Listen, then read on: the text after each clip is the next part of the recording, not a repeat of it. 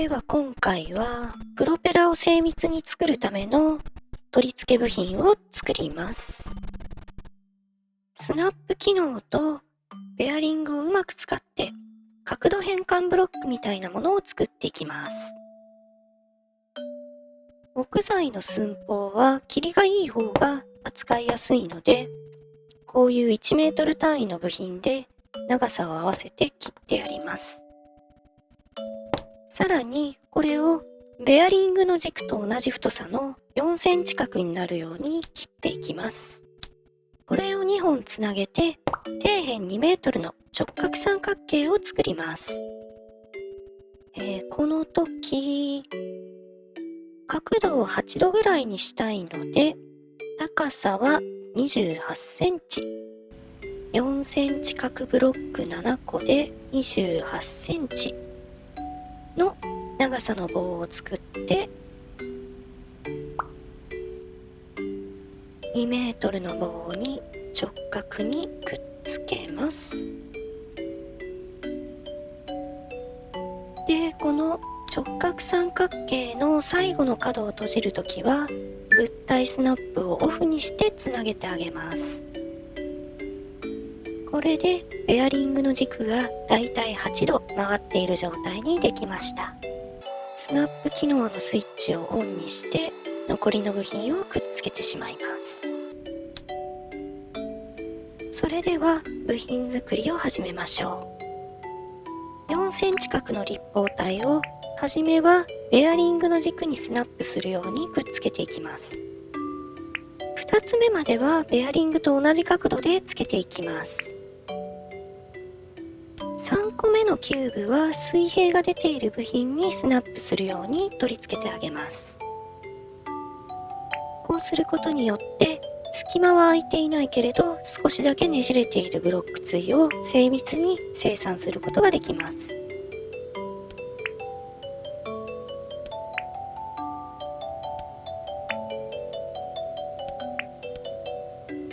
両側の支持部品を外してやることで出来上がったブロック対を壊してしまうことなく安全に取り外すことができます。今回は二重反転プロペラで使うことを想定しているので、ベアリングの両側でねじり方向が逆になるように部品を作っています。これをプロペラの枚数分、全部で8個作ります。できました。ちゃんと変な隙間もなく同じ角度でくっついています。これはプロペラの根元にあたる部分にあらかじめ取り付けておきます。せっかく外してあって作業がしやすい状態なので、ついでに枚数をちょっと増やしてパワーアップしておきます。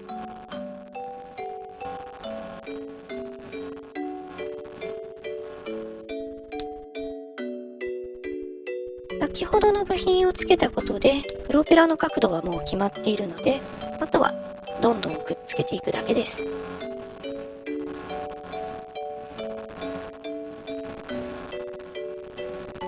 浅い角度で対称にくっつけることができました。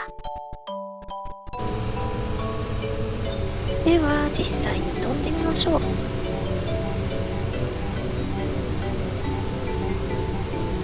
地上から見ていると分かりにくいですが、機体の揺れが以前より小さくなってかなり乗りやすくなっています。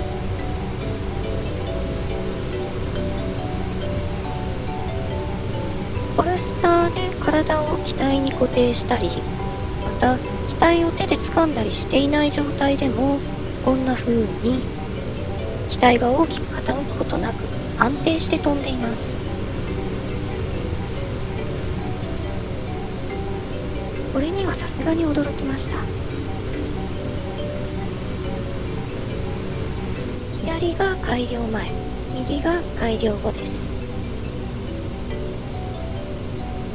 改良前はプロペラの対称性が低いためにプロペラ周りで振動が発生していました。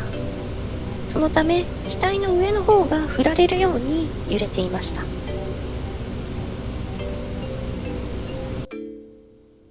どうも飛行中にはこれが増幅されてしまうようで、改良前の機体ではしばしば横に揺れてひっくり返るような形で墜落することがありました。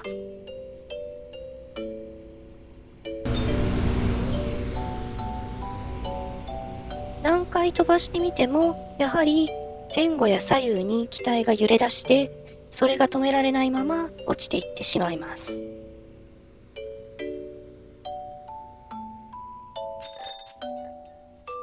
これに対して改良後の機体は安定性が非常に高く、風に流されはするもののひっくり返って墜落するようなことは全く起きません。これが二重反転プロペラの本当の力みたいですね。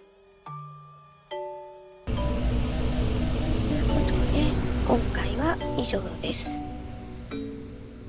プロペラを正確に取り付けてやることによって対称性を向上して機体を大きく安定させることができました。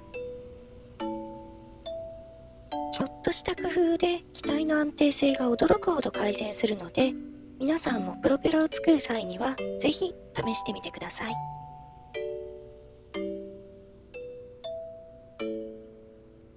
それではまた。